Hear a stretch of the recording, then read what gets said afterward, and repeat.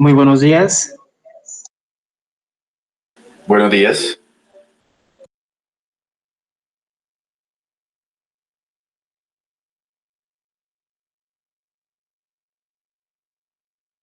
Buenos días. Buenos días.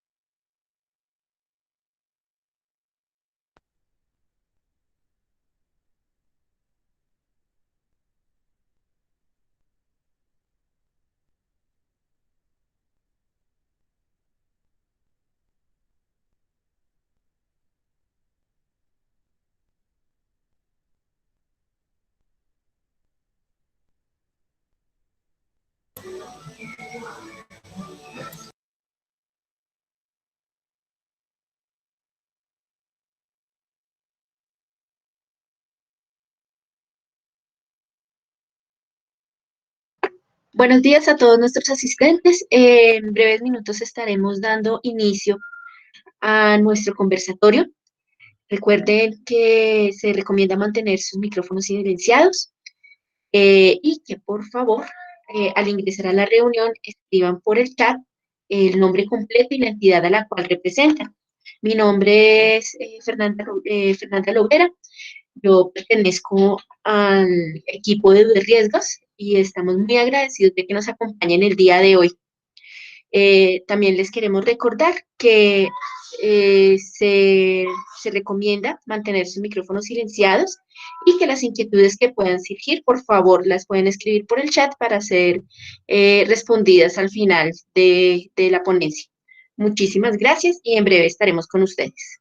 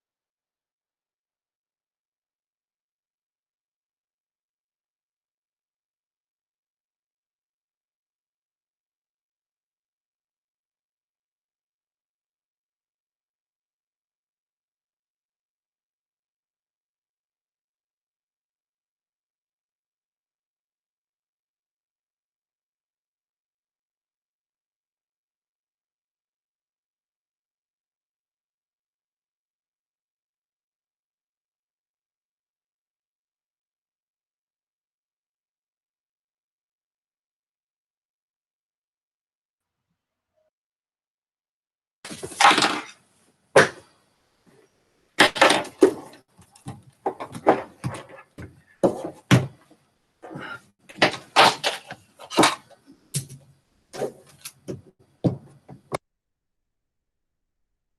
a mí no me llegó esa,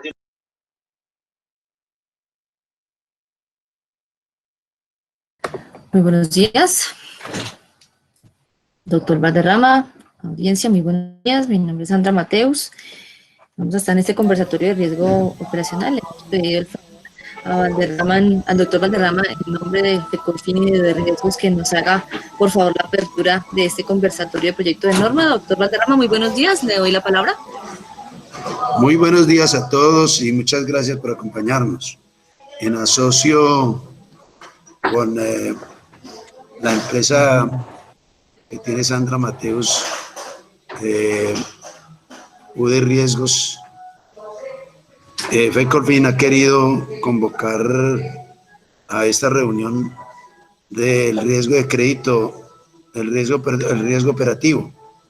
Como bien ustedes saben, desde el año 2015, según la circular 15 de ese mismo año, se expidió como la primera norma donde la cual están estableciendo que iban a implementar todos los sistemas de administración de riesgos. Y como ya ustedes lo han visto, pues ya han pasado el riesgo de liquidez. Antes se había dado lo del SARLAP y desde luego ahora ya se está transitando con el tema del riesgo operacional. Este riesgo operacional es transversal a toda la organización, toca distintos tópicos. Es importante tener en cuenta que los consejos de administración, todo aquello que tiene que ver con las unidades de riesgo de las distintas organizaciones, van a participar activamente de este proyecto. Yo también quiero decir no quiero extenderme mucho pues para la instalación de esta conferencia, porque lo importante es oír a los expertos, pero la verdad que les quiero decir es que nosotros en nuestras organizaciones tomamos esto como un martirio, como algo que nos va a perjudicar, y todo lo contrario. Estas normas que se están estableciendo, y sobre todo la del riesgo operativo, sistema de riesgo operativo, es muy importante para las buenas disciplinas de la administración y para el buen futuro de las organizaciones, de manera que lo debemos tomar en forma propositiva. Lo mismo que los otros riesgos que se han estado estableciendo por medio de resoluciones. Yo creo que con la superintendencia lo que debemos es negociar es los tiempos y no oponernos o hacer resistencia a las circulares cuando ellas quieren establecer estos procesos. Me parece que debemos estar todos en forma propositiva, porque además, si nosotros tenemos los sistemas de riesgo establecidos, yo creo que ya las asimetrías que tenemos con el sistema bancario son nulas o son pocas, y le podemos hablar al mercado, decirle que nosotros estamos en materia de riesgo en igualdad de condiciones de las otras entidades.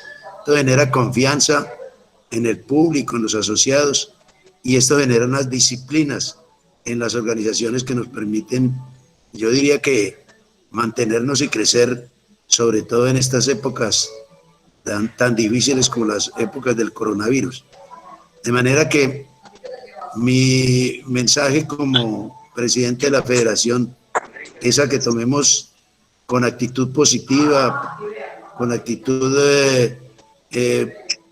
abierta estos convocatorias que nos hacen, y sobre todo estas resoluciones por parte del ente supervisor, porque esto de alguna manera lo que trae es unos resultados muy positivos para las organizaciones.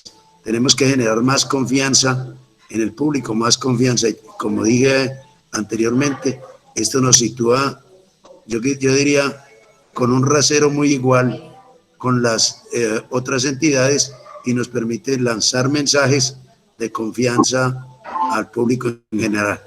De manera que para no quitarle más tiempo y entrar en materia, quiero que ojalá aprovechemos esta conferencia para que nos ubiquemos en el sitial que nos corresponde y que desde nuestras organizaciones empecemos a trabajar en bien y por la necesidad de tener unas organizaciones mejor manejadas y con unos criterios más profesionales y más técnicos, que es lo que nos está pidiendo la opinión pública. Muchas gracias.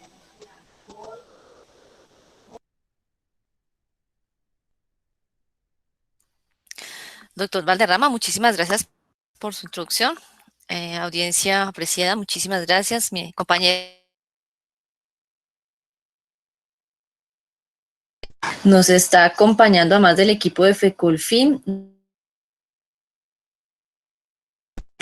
también nos está acompañando Fernanda Lovera, que es la persona que nos está haciendo la introducción. Y pues todo el equipo de FECOLFIN. Doctor Valderrama, muchísimas gracias. El objetivo de esta charla, como lo decía el doctor Valderrama, es un poco conocer la dimensión que tiene este proyecto de norma y el impacto que va a tener en nuestras organizaciones. Este proyecto de norma está para comentarios hasta el 15 de junio. El 15 de junio, recordemos, es el lunes, es festivo. Entonces, mi recomendación es, si tenemos esos comentarios del proyecto de norma de SARO, hacerlos, ojalá el día viernes, teniendo en cuenta que el lunes es día feriado acá en Colombia. Por otra parte, también recordarles que los comentarios para el proyecto de norma SARC, que tiene un impacto súper fuerte para nosotros como sector solidario, están también para el 15 de junio, entonces para que no dejen a última hora, por favor, hacer su respectiva notificación de comentarios a la superintendencia. Ya hay un material que está disponible por parte de FECOLFIN, también en la página de riesgos, hemos venido trabajando en compañía, entonces para que puedan, digamos, tener un acercamiento a un análisis un poco más profundo, más técnico y a otras perspectivas y otros puntos de vista que pueden enriquecer mucho las comunicaciones y comentarios que ustedes puedan radicar. Este material va a quedar grabado también en la página de riesgos, lo van a poder consultar. Asimismo, nosotros vamos a compartir esta presentación con la federación para que ustedes puedan acceder a este material y puedan pues también hacer uso de él internamente y obviamente en sus organizaciones y también para hacer sus comentarios. Bueno, este proyecto de norma, a mi parecer, se estaba demorando un poco. Nosotros en el sector solidario habíamos, como dijo el doctor Valderrama, sido sujetos de la circular que regulaba el CIAR 015, y en ese orden de ideas, esa circular tenía digamos, una leve alusión a lo que es el riesgo operacional, sin tener todo el detalle que ya comprende este proyecto de norma, y que, por ejemplo, en entidades vigiladas por la Superintendencia Financiera de Colombia ya lo tienen implementado hace varios años, y a nivel internacional en Latinoamérica inclusive es una práctica que tanto Cajas, que es una figura muy conocida en Latinoamérica, las cajas de ahorro y crédito, también las cooperativas y también las entidades del sector financiero tienen implementado ya hace bastante tiempo. Entonces nosotros estamos un poco en mora de adentrarnos y de adherirnos a estas prácticas y definitivamente considero que son una herramienta fundamental, primero, en la toma de decisiones, segundo, en el conocimiento real de la exposición al riesgo que tienen las organizaciones con una estructura bastante metódica y organizada, lo cual nos va a permitir mitigar esos eventos de riesgo operacional. A veces como organización nos acostumbramos a hacer las cosas de determinada forma, nos han dado resultado, pero la pregunta es, ¿podríamos tener resultados mejores haciendo eficiencia al interior de nuestra organización, haciendo un adecuado control y administración del riesgo operacional. En muchas ocasiones podemos ver que los riesgos se materializan al orden del día, pero la operación es tan buena y es tan rentable y la dinámica de la organización es tan buena y es tan rentable que definitivamente nos conformamos con tener unos excedentes positivos sin pensar que podríamos ser mucho más eficientes, tener un mayor volumen de excedentes y por lo tanto tener una mayor capacidad de atender el bienestar de nuestros asociados, que realmente es nuestra razón de ser mucho más eficientes y obviamente pues tener un fortalecimiento al interior de nuestra organización. El riesgo operacional per se nos va a permitir dos cosas. Primero, pues ya les mencionaba, en la parte de eficiencia, ser mucho más eficientes. Y segundo, me parece que es muy relevante, sobre todo en una coyuntura como la que estamos viviendo, en donde si nosotros lo miramos en perspectiva, podemos entender que el contar con un sistema de administración de riesgo operacional realmente fortalece a la organización para afrontar una situación como la que estamos viviendo hoy día. Para poner un ejemplo, muchos de nosotros hemos tenido que laborar desde nuestros hogares, desde nuestros puntos de residencia, y eso ha implicado poner a prueba un plan de continuidad de negocio que hace parte del sistema de administración de riesgo operacional. Plan de continuidad de negocio que en ocasiones ni siquiera hubiésemos pensado, pero que a última hora fue necesario generar una serie de actividades y cambiar los procesos para que la operación no se detenga, sabiendo que de no hacerlo estamos expuestos a sucumbir y a desaparecer en el mercado. Ya todas las organizaciones de alguna manera se han adaptado en mejor o menor medida, y aquellas que van a la vanguardia son las que tienen una perspectiva de supervivencia, ¿cierto? Y de posicionamiento mayor en el mercado. Nuestros asociados hoy día también están confinados en sus hogares, razón por la cual no solamente nosotros debemos garantizar la operación desde nuestras oficinas en donde estén operando las entidades del sector solidario, sino también ofrecerles mecanismos de contactabilidad y uso de los productos y servicios de nuestras organizaciones solidarias sin salir de casa, es decir, fortalecer estas metodologías digitales de acceso a la información y de transaccionalidad. Eso obviamente ha sido un reto, sobre todo para nosotras como entidades de sector solidario, dado que la banca de alguna manera ya ha venido evolucionando en ese sentido, estaba mucho más preparada, pero a nosotros nos obliga a tomar medidas para hacerlo.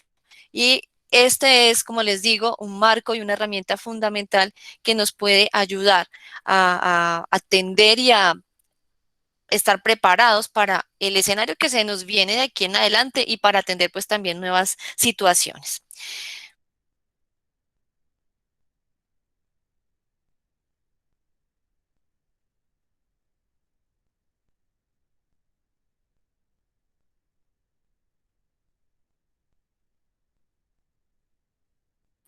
Doctora Sandra, su micrófono está en silencio.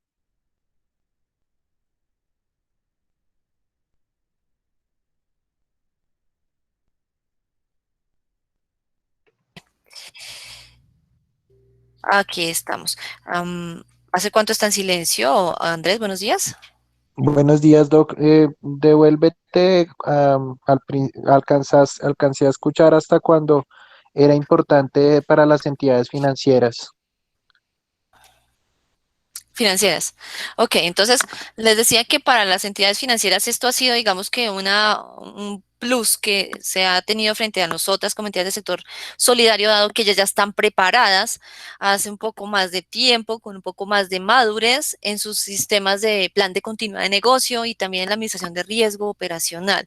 Y como les decía entonces, esta es una oportunidad de oro, no únicamente visto desde el cumplimiento de la normativa. Si nos quedamos con eso, realmente no le estamos dando el valor a nuestras organizaciones, y considero que las entidades que realmente cambien su cultura organizacional y entiendan que esta dinámica y esta forma nueva de hacer las cosas va a generar un valor agregado no solo para ellas, sino para sus asociados, pues realmente lograremos, primero, permanecer en el tiempo y segundo, hacerle frente a la competencia que se nos avecina con temas digitales, de servicios y de oferta de nuestros productos también. Como les decía, en nuestros antecedentes de riesgo operacional en el sector solidario tenemos la circular externa 15 del 30 de diciembre de 2015, a través de la cual levemente se hace alusión al a la administración del riesgo operacional. Hoy día ya con el proyecto de norma que tenemos de SARO 2020 se genera una estructura mucho más definida, se le da a las organizaciones una ruta mucho más precisa de las acciones que debe seguir y de los elementos que debe desarrollar, contemplar o fortalecer al interior de sus organizaciones. También es cierto que hay varias de las entidades del sector solidario que ya tienen muy maduro su sistema de administración de riesgo operacional, el cual han venido implementando como una buena práctica. Y esto digamos que ha conllevado a un mejor desarrollo de sus operaciones y sus procesos y adicionalmente pues a tener una mayor eficiencia operativa. El análisis de riesgo operacional y el sistema de administración de riesgos operacionales en este caso va a ser también un pilar fundamental para la supervisión basada en riesgos, la que nos va a hacer el ente regulador, pero también desde la perspectiva interna. Entonces nuestras áreas de control interno cada vez están avanzando y migrando más hacia una auditoría basada en riesgos. Es decir, vamos a tratar de entender y a mejorar aquello que realmente es perjudicial para la organización, pero que es relevante en la operación de la misma, aquello que es prioritario, y digamos que en el marco de definir aquellas actividades y procesos que son los más críticos hacia los menos críticos. En ocasiones nosotros nos veíamos enfrentados a unas auditorías que iban con lista en mano y siempre punteaban o chequeaban y evaluaban lo mismo sin generarle un valor a la organización. En este momento la idea es que se entienda en dónde tiene un dolor fuerte la organización y en dónde puede haber oportunidades de mejora. Un poco para poner un ejemplo es, supongamos que yo me quiero hacer una cirugía estética de nariz, pero resulta que tengo una falla cardíaca. Entonces, por vanidad yo puedo ir a hacerme la cirugía estética de nariz y dejar de atender la falla cardíaca y eso me puede llevar a un problema de salud, incluso a la muerte, a un problema serio de salud, incluso a la muerte.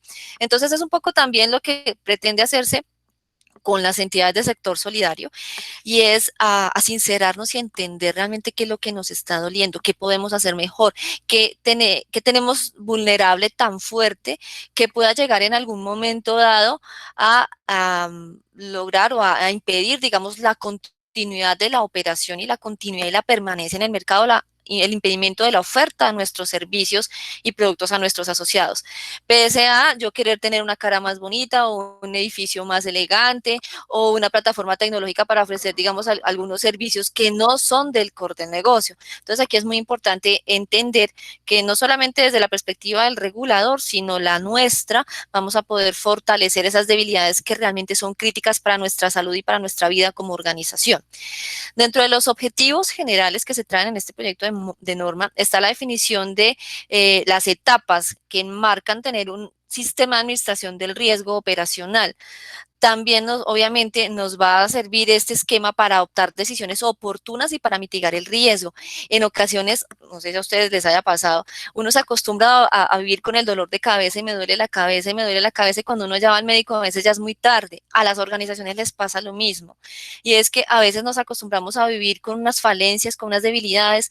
Los asociados se están quejando permanentemente de lo mismo, de alguna falla en el servicio, de alguna interrupción, de algún incumplimiento en las ofertas de valor que hacemos nosotros a los asociados y nos acostumbramos a vivir con eso, sin tener en cuenta que eso nos puede llevar, esas situaciones pueden llevar obviamente a una fuga de esos asociados, a un retiro masivo de esos asociados y con el tiempo nos vamos a quedar sencillamente sin quien atender.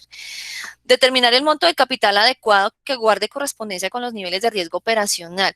Aquí tampoco se trata, digamos, de hacer una censura respecto de qué tanto es más o menos arriesgada una entidad. La pregunta es qué tan fuerte tiene usted su estructura financiera y su capital para poder absorber el nivel de pérdidas que se puede llegar a generar derivado del riesgo al cual usted se está exponiendo. Supongamos por un momento que nosotros no tenemos blindado, digamos, el tema de seguridad de la información y nos sustraen por alguna razón un hacker externo a la base de datos.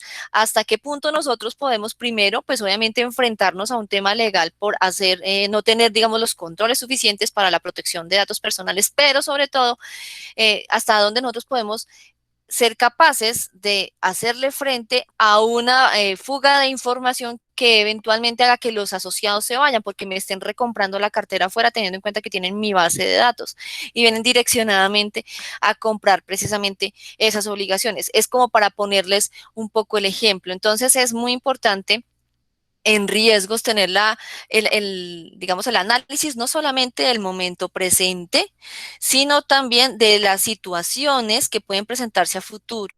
Yo suelo hacer una referencia, y es que a veces nosotros abusamos, si me permiten el término, de nuestra buena suerte, y es que decimos, a nosotros nunca nos ha ocurrido, las cosas siempre hemos funcionado de la misma manera, ¿para qué vamos a cambiar? No es necesario. ¿Quién se iba a imaginar que en el año 2020, por ejemplo, iba a ocurrir una pandemia? Nadie se lo iba a imaginar. Hay muchas entidades que en este momento están, digamos, a portas de ver colapsada su operación porque no tienen la resistencia, no tienen el músculo suficiente para afrontar, por ejemplo, un deterioro de cartera, un deterioro en la caja, o porque no pueden darle cumplimiento a una continuidad en la operación y los asociados están inconformes.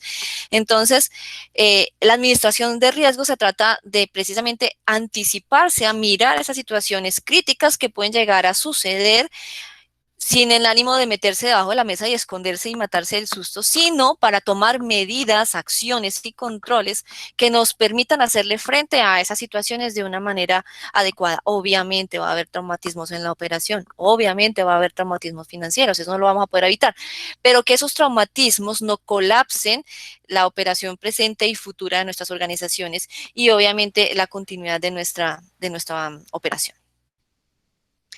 También nos va a servir para definir las reglas y parámetros para gestionar el riesgo operacional, entendiendo las características de la organización solidaria, y también para implementar metodologías para la adecuada gestión del riesgo operacional.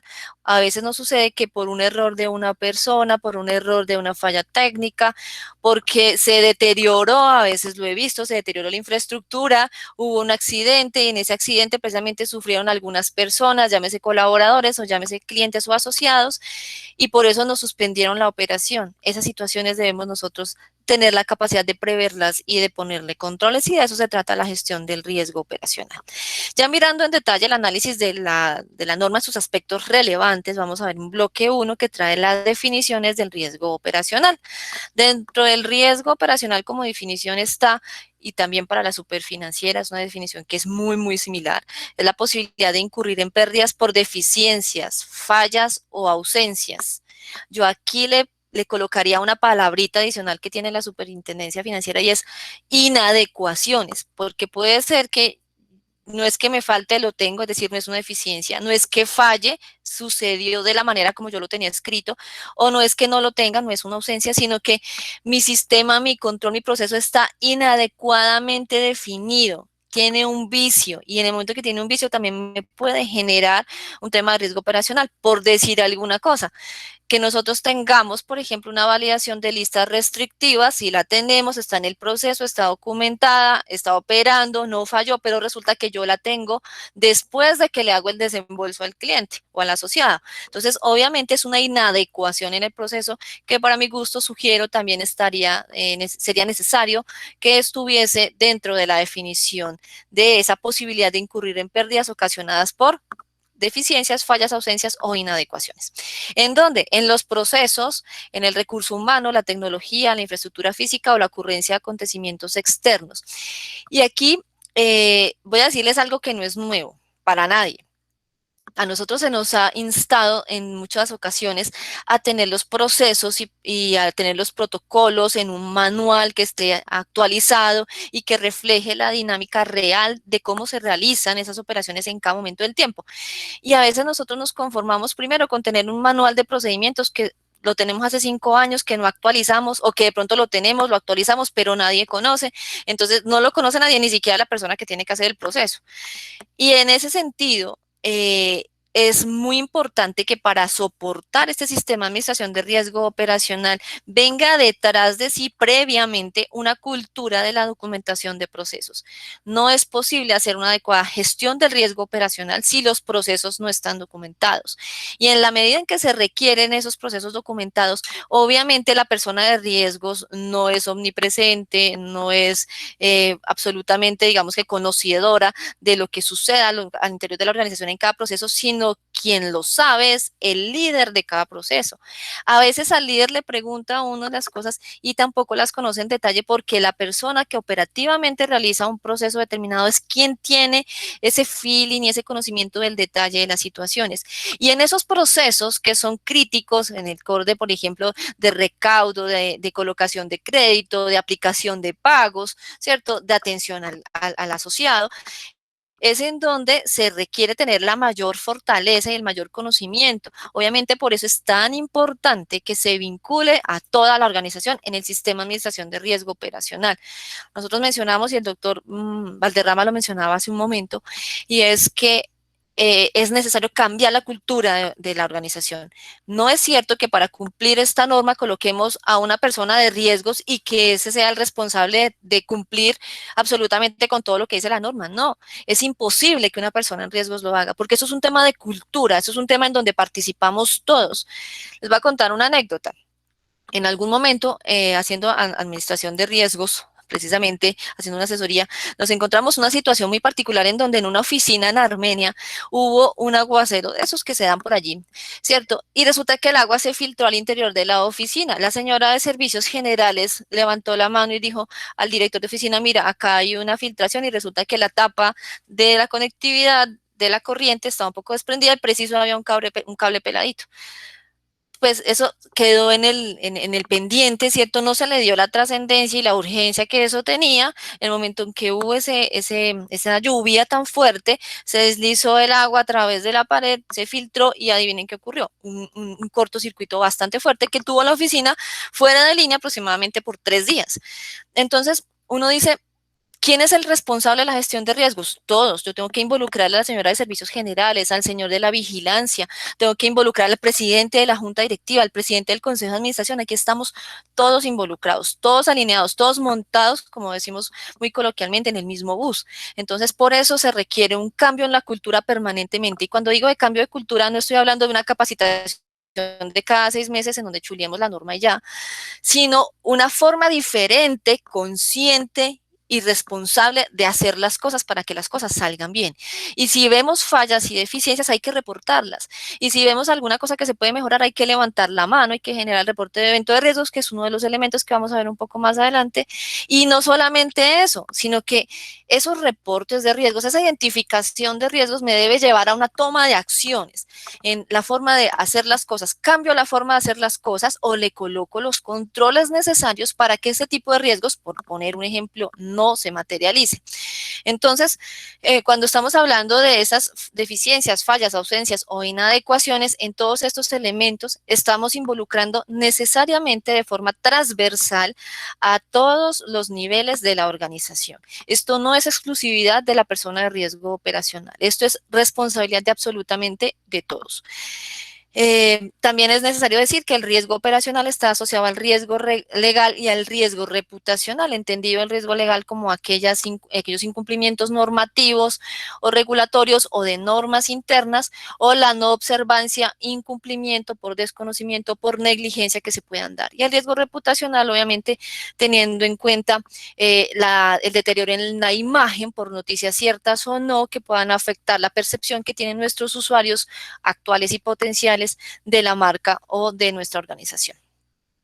Dentro de los factores de riesgo operacional, tenemos que se entienden por factores de riesgo las fuentes generadoras operativos que pueden no generar pérdidas y se clasifican en internos o externos. Los internos y los externos ya los vimos, son recurso humano, procesos, tecnología, infraestructura, acontecimientos externos, y esos acontecimientos externos que son factores de riesgo externos son situaciones asociadas a la fuerza, a la naturaleza o ocasionados por proveedores o terceros que escapan a la dominio, control directo de la organización, sobre los cuales, por ejemplo, si yo preveo que podemos estar expuestos a un desastre natural, a un terremoto, a un incendio, pues obviamente lo que se hace es que se contrata a un tercero para que nos proteja, en este caso, por ejemplo, una aseguradora. Es garantizar que tenemos todas esas situaciones. O, por ejemplo, en este caso, el COVID-19 es un factor externo, nadie lo tenía previsto, no podemos controlarlo, pero sí lo que tenemos que hacer es nosotros implementar los controles necesarios para mitigar el impacto. Aquí no podemos eliminar el impacto, pero sí somos responsables de mitigarlo. Dentro de la clasificación de los riesgos operativos. Entonces, este proyecto de norma nos dice que tenemos fraude interno, en donde al menos un colaborador internamente de la organización, directo o indirecto, participa en algún acto ilícito en contra de la organización, fraude externo, relaciones laborales incompatibles, asociados o clientes, daños a activos físicos, fallas tecnológicas, ejecución y administración de procesos. Uno lo lee y dice, no, eso es fácil. Les voy a poner un ejemplo. El ICETEX hace unos años, en su ubicación de la 19 con tercera, el ICETEX es una entidad muy grande, muy reconocida, de muchos años, oficial además. Un domingo en la tarde tuvo un desprendimiento de una losa del primer piso. Y por esa situación ellos tuvieron que emigrar a una sede en la calle 34 con carrera séptimo, carrera 13, ya en esa zona, un centro comercial allí, y tuvieron que desplazar su operación. Afortunadamente, el día que se desprendió esa losa del techo no era un día hábil, porque en el primer piso es en donde hay mayor concurrencia tanto de colaboradores como de estudiantes y de familiares que van a hacer las diligencias en el ICETEX. Entonces, hasta ese punto nosotros debemos llegar con extremar nuestros análisis y nuestras, digamos, riesgos, identificación de riesgos cuando de riesgo operacional se trata, para evitar situaciones como esta. Afortunadamente solamente fue un costo de traslado, que igual lo iban a tener que hacer para repararle el edificio, pero afortunadamente no hubo pérdidas y daños humanos. Entonces, muy importante tener en cuenta que no solamente es mirar que el proceso funcione, que no se caiga la plataforma tecnológica, sino también inclusive hasta la estructura física y también pues solamente las relaciones que tenemos con nuestros asociados o clientes, que nuestra promesa de valor se cumpla, que si nosotros le decimos al asociado que va a tener su desembolso en 3 días, se tenga en 3 días, que si él me hace un requerimiento, una pregunta, me pone una queja, yo se la conteste de forma adecuada, en tiempos oportunos y sea resolutivo al momento de dar esa respuesta. Y en la parte de relaciones laborales incompatibles, aquí a veces nos ocupamos únicamente del personal directo que tenemos en nuestras organizaciones. En este marco de la administración de riesgo operacional, el impacto va muchísimo más allá. Y es, venga, nosotros tenemos mensajeros que actúan en nombre de nuestra marca para, por ejemplo, recoger unas firmas, llevar unos pagarés, llevar unos documentos. Ellos, si en algún momento cometen un error en el proceso, dan mal una información, lo están haciendo en nombre nuestro.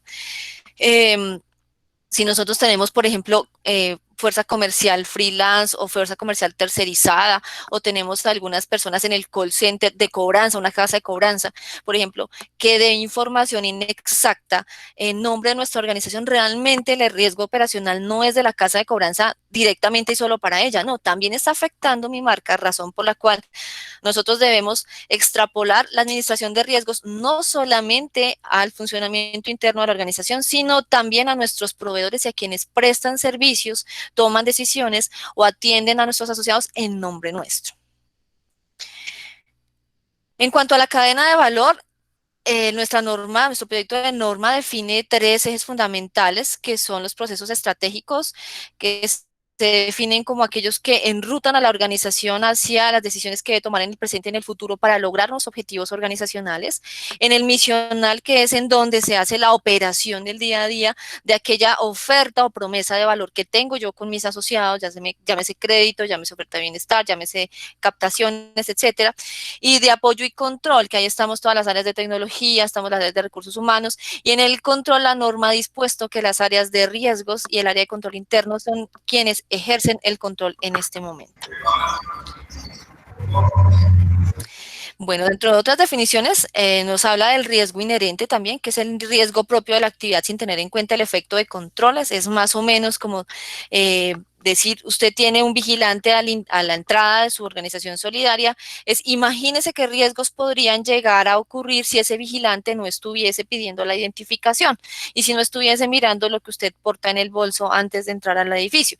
Entonces, que pueden colocarme un cargamento explosivo, que pueden sustraer objetos de valor, que puede entrar personal que nada tiene que ver con la relación del objeto social de la entidad, que puede entrar la competencia, bueno, qué sé yo, en riesgos. A esto es a lo que hace referencia el riesgo inherente. Imaginémonos el mundo sin controles y sobre esa perspectiva entender cómo sería nuestro mundo sin controles. ¿Para qué?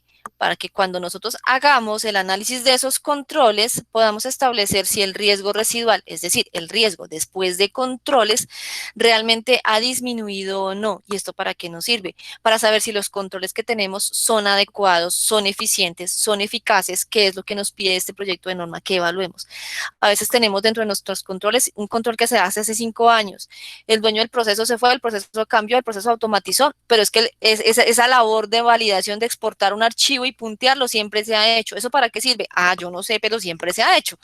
Entonces es cuestionarnos nosotros si primero los controles que tenemos sirven para algo, si son pertinentes para cubrir el riesgo que queremos cubrir, si están actualizados y también si se están ejecutando. A veces tenemos unos controles de lujo, muy bien documentados.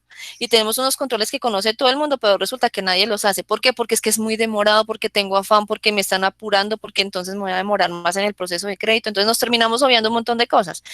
Y tenemos un Ferrari muy bien montado, nuevecito, último modelo, pero sin gasolina montado en la cochera porque no se puede sacar. ¿Por qué? Porque sencillamente no tiene el combustible. El combustible se lo damos nosotros, que el control efectivamente esté funcionando. Y luego nos dice un riesgo residual actual, que aquí viene otro de los comentarios que yo sugiero hacerle a la norma, y es hacer una definición un poco más precisa de lo que es ese riesgo residual actual respecto al riesgo residual. Porque el riesgo residual, si nosotros lo estamos monitoreando cada 6 meses o periódicamente, garantizaríamos que estaríamos reflejando realmente cuál es el riesgo residual del momento en el que le estoy evaluando, siendo muy conscientes y muy críticos de la evaluación que tienen los controles que tengo en ese momento. Entonces aquí digamos que se genera un comentario respecto de ser mucho más precisos en la diferenciación del riesgo residual y riesgo residual actual, bajo el entendido que en ambos escenarios nosotros estaríamos haciendo una evaluación crítica de los controles en cuanto a su eficacia, a su eficiencia y obviamente a su operación, porque el control puede ser muy eficaz, el control puede ser muy eficiente, pero pues si no lo ejecuto no me va a servir para nada, ¿verdad? Entonces, ese es otro de los comentarios que tengo yo para el efecto de la normativa. En cuanto a plan de continuidad de negocio, aquí se abre de repente. Pasamos de la parte de proceso y de operación, pasamos al tema de continuidad de negocio, que es lo que estamos viviendo en este momento. ¿Qué se entiende como continuidad de negocio? Un conjunto detallado de acciones que describen los procedimientos, los sistemas, recursos necesarios para retornar y continuar la operación, para poder seguir prestando nuestros servicios de cara al asociado. De repente con algún nivel de traumatismo, claro que sí, pero que no se interrumpa, que no se suspenda definitivamente esa prestación del servicio. Y se le otorga al área de riesgos la responsabilidad de velar por ese plan de continuidad de negocio, que en este momento ya varios de nosotros hemos podido constatar que viene fundamentado en una parte muy importante en el soporte tecnológico que nosotros tenemos para poder prestar los servicios de una forma diferente, prácticamente que en este caso de manera digital. Entonces, aquí quiero decir que es muy importante que el área de riesgos y el encargado de riesgos tenga dentro de su equipo de trabajo o él per se un conocimiento muy profundo, no solamente de la operación, porque va a tener que monitorear todo lo que ya les mencioné, sino también de ese componente tecnológico para validar que lo que se haya implementado y lo que se haya definido como plan de continuidad funcione, sea oportuno, realmente tenga digamos, esté alineado con el cumplimiento de la promesa de valor que se le dé a los asociados, pero sobre todas las cosas, que esté funcionando y que esté funcionando de una manera oportuna. No es que, si entramos en plan de continuidad, el plan de continuidad entró a funcionar a los 8 días, perdimos 8 días en el mercado.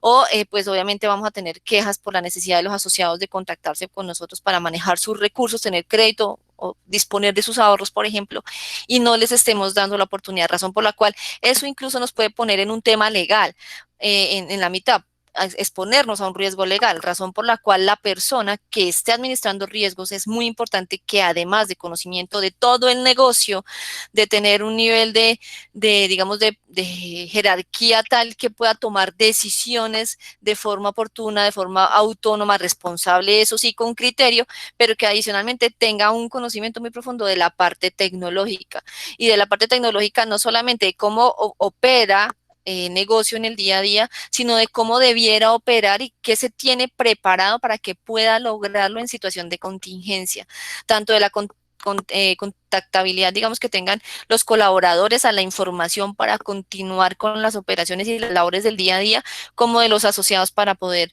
disponer de sus productos y servicios. En plan de contingencia, conjunto de acciones y recursos para responder a fallas e interrupciones, pero pues obviamente en un proceso o en un tiempo más limitado. También es importante tener eso definido. En el bloque 2 ya tenemos las etapas del sistema de administración del riesgo operacional, y aquí nos hablan de identificación, medición y control y monitoreo, que esto no es nuevo para nosotros, inclusive la norma del SARC también lo trae. el tema es qué tan profundo es esto y esto tiene un mar de cosas al interior, porque se necesita en la parte de identificación, como les decía, involucrar a toda la organización, sobre todo a los líderes. Aquí somos responsables todos los niveles de la organización, por una parte. Por otra parte, ese proceso de identificación no es que identifiqué riesgos hace 2 años y me quedé con eso, no, esto requiere una actualización. Es más, cada que haya un nuevo proyecto, un nuevo producto, es importante que previo a la salida al mercado, previo al iniciar ese proyecto, cuente con una identificación de riesgos que me van a poder establecer qué controles se necesitan para que ese proyecto sea exitoso, para que ese proyecto no tenga contratiempos que interrumpan el tiempo, que definitivamente haga una inversión que no se va a ver, digamos, reflejada en los rendimientos o en el valor final, o en el resultado final que se esperaba. Y también en cuanto a los productos, de tal manera que el producto esté muy bien definido al momento de salir al mercado. No sé si a ustedes les ha pasado, yo he visto cantidades de entidades, no solamente del sector solidario, sino todavía del sector financiero, en donde el producto sale al mercado y prácticamente es el usuario el que define los ajustes y controles que se le tienen que hacer después de que el asociado o cliente ha sufrido el hecho de que no pueda hacer uso del producto, de que se le duplica un débito, de que no tiene los extractos a tiempo, de que no sabe dónde tiene que pagar, que no le funciona, que no tiene acceso, que nadie le contesta de la organización solidaria. Y ahí es donde la entidad medianamente empieza a hacer, digamos, que todos los ajustes, pero aquí el llamado es a no esperemos a ese momento, porque ese es el momento más costoso que podemos tener. Enfrentar a un riesgo reputacional es lo más doloroso que puede tener una entidad. No hay nada más una publicidad más fuerte que un cliente o un asociado insatisfecho. Eso va a hacer obviamente que se replique ese malestar en muchas más personas y los que están utilizando nuestros servicios se vayan, o aquellos que pensaban utilizarlos sencillamente no lleguen. Y esto genera, digamos, que una permeabilidad mucho más fuerte en nuestro entorno. Dentro de las etapas, entonces, también está medición, control y monitoreo. Como les decía, ya vamos a entrar un poquito más en detalle en identificación.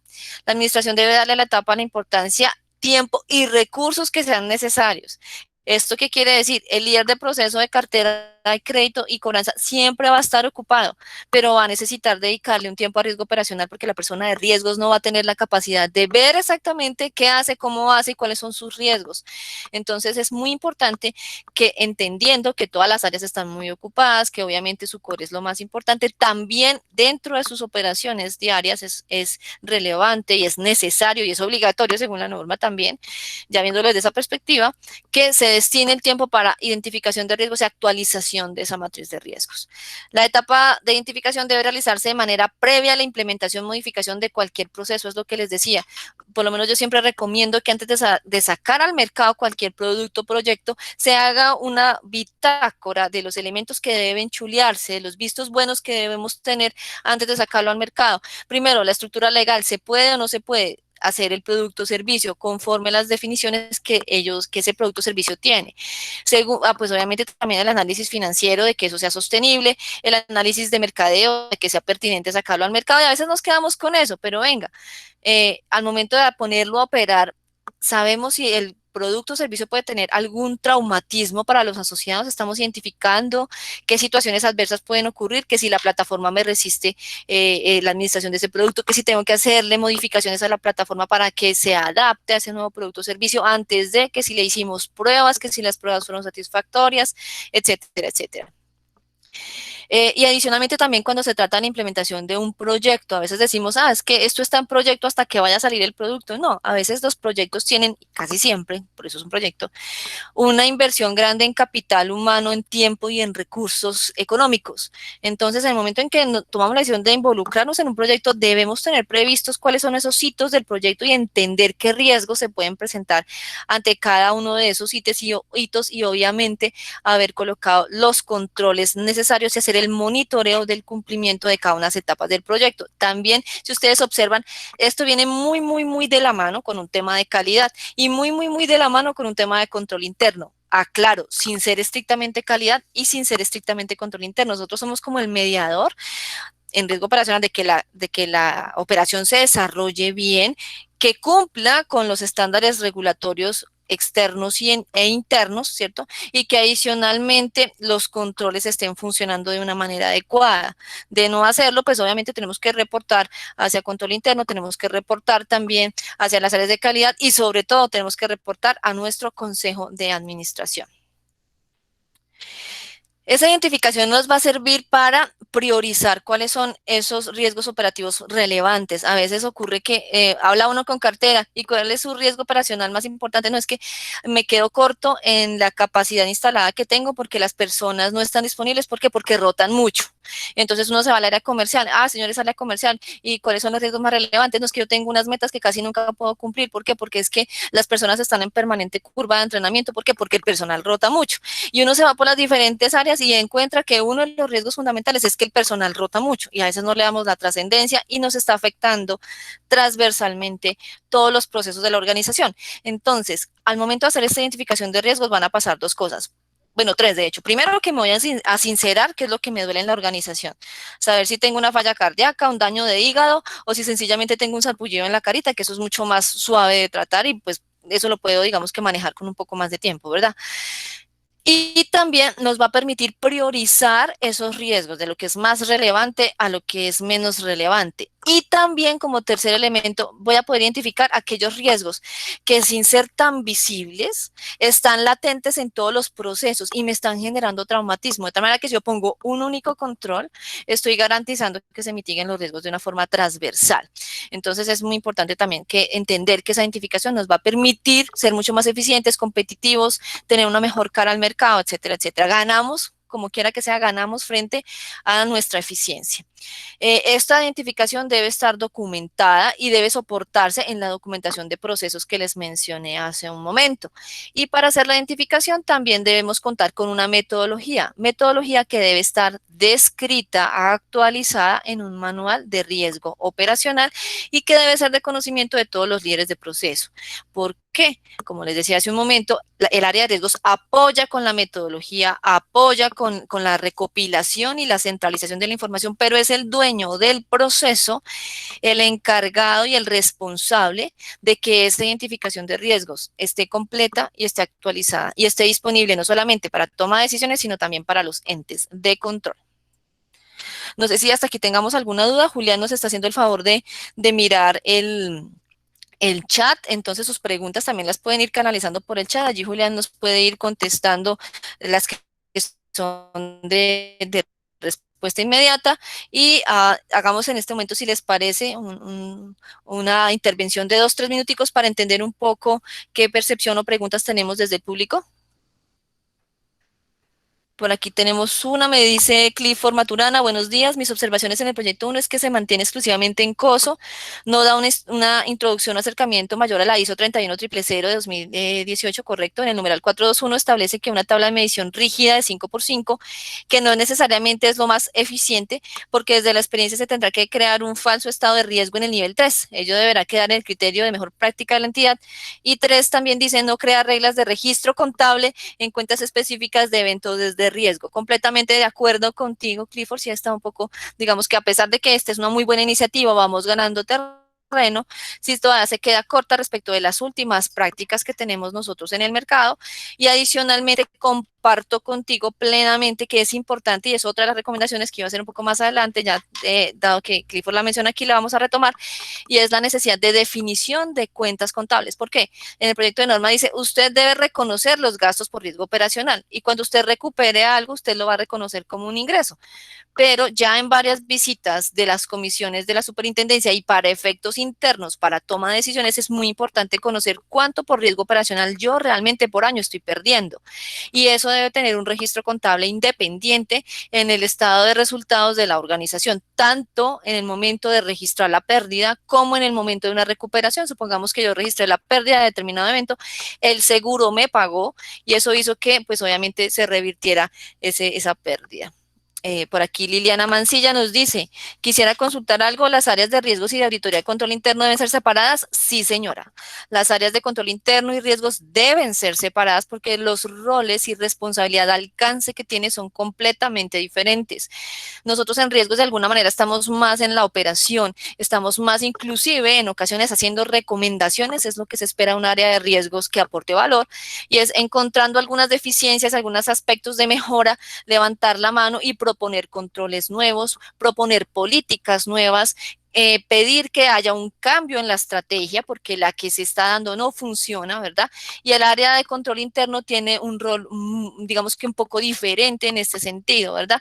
Es dejar documentados y más allá también de eventualmente hacer recomendaciones, es buscar también la responsabilidad de quien lo hizo y entrar a mirar si hubo dolo o no hubo dolo en algunas situaciones, que ahí nosotros ya no tenemos ninguna injerencia. Entonces, para que esto funcione también es muy importante y gracias, Liliana, por esa intervención, porque a nosotros no nos deben ver como el policía.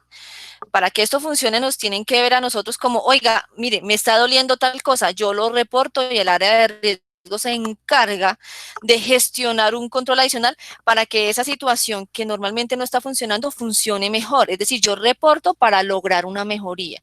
Y mi responsabilidad como colaborador o como líder del proceso es reportar porque reconozco que hay una falla, reconozco que hay una opción de mejora, una acción de mejora que se debe implementar y reporto que algo no está funcionando bien. Otra cosa es cuando no se está funcionando bien, cuando yo conociendo la situación adversa como líder del proceso no lo reporto y sucede algo. Aquí ya viene el área de auditoría a cuestionarme, señor, usted sabía que estaba pasando esto, ¿por qué no lo reportó? ¿Cuáles fueron sus medidas? Usted tenía un mecanismo para lograr mejorar esa situación y no lo utilizó. Entonces, si vemos desde el área, desde la perspectiva de negocios, son dos roles completamente diferentes y desde el regulador debe haber una desconcentración y una separación, segregación de funciones de estas dos áreas. No sé si dentro del público hay alguien que quiera hacer alguna pregunta al aire.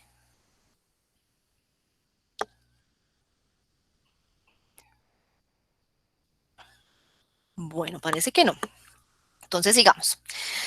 En la identificación se pide definir una matriz consolidada de riesgo operacional. ¿Esto qué quiere decir? Que no solamente es identificar los riesgos en cada uno de los procesos, sino también hacer una consolidación de los riesgos de toda la organización. Esto logra un poco el efecto que les mencionaba hace un momento. En el proceso 1 tengo la eficiencia de rotación de personal, en el proceso 2 también, en el 3 también. Entonces, cuando yo logre hacer esa compilación, voy a entender que ese riesgo que aparentemente no era tan marcado al interior de los procesos, cuando ya lo veo que es presente en todos los procesos misionales, estratégicos y core de la organización, pues entiendo que es un riesgo que se debe monitorear y mitigar y controlar de una forma prioritaria. Entonces, también me va a ayudar para entender cuáles son esos riesgos transversales y también para entender el perfil de riesgo consolidado de la organización y cuáles son los riesgos más recurrentes o cuáles son los riesgos que sin ser tan recurrentes generan un mayor impacto para la organización solidaria. En las etapas de identificación, entonces vamos a tener una referencia del riesgo operacional, vamos a entender cuál es la causa que lo genera, le vamos a dar un nombre, lo que me dice la norma, vamos a hacer una descripción de ese riesgo al momento de hacer esa definición de riesgo, de la matriz de riesgos, de ese riesgo dentro de la matriz, perdón, a identificar las causas de ese riesgo operacional, el por qué sobre cada una de las causas deben existir uno o más controles, porque recuerden que en la gestión de riesgo operacional lo ideal no es de llenarnos de una identificación de riesgos y tener una matriz actualizada. Diría cualquier consejo de administración y voy a ser muy escueta. Le presentamos la matriz de riesgos y ¿qué vamos a hacer con eso? Entonces es muy importante entender cuáles son las causas de esos riesgos, ya obviamente habiéndolos analizado, medido, cuestionado, sabemos cuáles son prioritarios y una vez entendiendo las causas de esos riesgos que son prioritarios, entrar a definir nuevos controles, a mejorar los que existen y si no hay ninguno, entrar a implementar los controles necesarios. Entender también cuáles son las consecuencias de ese riesgo operacional, cuál sería el impacto en caso de materializarse, hacer una clasificación de riesgo operacional por factor, procesos donde se materializa y productos o servicios. Aquí es muy importante que en la identificación de riesgos, aquí yo soy muy coloquial de pronto, me perdonarán, y es que es muy importante que toda la imaginación que a veces nosotros tenemos atrapada y tenemos cohibida, ¿cierto?, en riesgos salga a flote. ¿Esto qué quiere decir? Que en la identificación de riesgos no únicamente vamos a pensar en los riesgos que ya se nos materializaron, eso se llama el síndrome de última batalla, que me sigue doliendo lo último que me ocurrió hace 2 o 3 años y resulta que ya le colocaron controles y yo sigo pensando en lo mismo que me ocurrió hace 2 o 3 años, sino que también pensemos en, oiga, en la operación como está funcionando, hoy día no se ha materializado en riesgo, hoy día no me ha pasado nada. La pregunta es, ¿pero podría o no ocurrir? A veces tenemos unas puertas abiertas gigantes y somos tan de buenas que el riesgo no se nos ha materializado, lo cual no quiere decir que nunca vaya a pasar. Entonces, en la identificación de riesgos, no únicamente se trata de documentar los riesgos ocurridos, sino los potenciales riesgos a los que está expuesta la organización y en donde se tienen controles de pronto que son débiles, inexistentes o son obsoletos. Entonces, también es muy importante entender que en esa matriz de riesgo deben ir todos los riesgos, los potenciales y los ocurridos. En la medición nos dice, se debe medir la probabilidad de ocurrencia en los riesgos operativos y su impacto en caso de materializarse. Esta medición podrá ser cualitativa y cuando se cuente con datos históricos cuantitativa. Para la determinación de probabilidad se debe considerar un horizonte de tiempo de 1 año. Aquí hay otro comentario. Y es que si nosotros vamos a tomar, por ejemplo, al mes de, no sé, de marzo del año entrante, por decirles alguna cosa, y vamos a hacer una actualización de matrices. Si yo voy a cuantificar los eventos de riesgo del último año, pero resulta que yo en marzo ya he salido de pandemia, pues voy a estar con un lastre gigantesco y pesado de lo que me ocurrió en el pasado inmediato. Esto tiene que ver mucho con lo que les mencionaba del síndrome de la última batalla. Entonces es también poner en perspectiva, ¿cierto? Para hacer la cuantificación de qué tanto realmente, de acuerdo a nuestras expectativas racionales y de negocio, esa situación hacia adelante puede volverse o no repetitiva, o puede permanecer o no en el tiempo, o está mejorando, porque adicionalmente, si nosotros en una situación normal fuera de COVID hemos venido implementando controles, metodologías, hemos sido mucho más eficientes y rigurosos en la evaluación, implementación y monitoreo de esos controles, pues obviamente mi riesgo en el tiempo lo que tiene que hacer es disminuir. ¿Eso qué quiere decir? Que cuando yo defina mis escalas de probabilidad, no necesariamente, si he hecho esa tarea tan juiciosa, voy a reflejar el comportamiento de los últimos 12 meses hacia adelante. Entonces también aquí yo haría la recomendación de ponerlo en perspectiva precisamente y entender de acuerdo a lo que haya realizado la organización y a la situación coyuntural que ésta haya vivido o esté viviendo, pues qué periodo histórico debe ser el más adecuado para hacer esas escalas.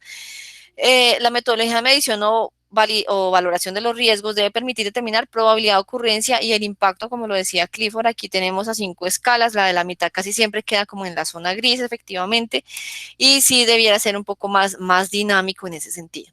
En cuanto a la medición, la organización solidaria debe tener en cuenta los siguientes principios para definir su metodología de medición: escalas de medición definidas y medición del riesgo inherente. En cuanto a las escalas de medición, sobre todo en la parte del impacto, mi invitación, lo dice de alguna manera muy tangencial el proyecto de norma. Mi invitación es que se tengan definidas unas aristas específicas del impacto de las escalas de medición del impacto. ¿Por qué? No es lo mismo, por ejemplo, una falla tecnológica, el impacto que tiene el que se dañó el digiturno, que tiene que ver con tecnología, a que se dañó el core del negocio. Yo puedo vivir un día sin digiturno y no pasa nada en una oficina, ¿cierto? Pero yo no puedo vivir un día sin el core del negocio funcionando. Entonces, a pesar de que en cuestión de probabilidad fue un día, ¿cierto? La ocurrencia fue de un día.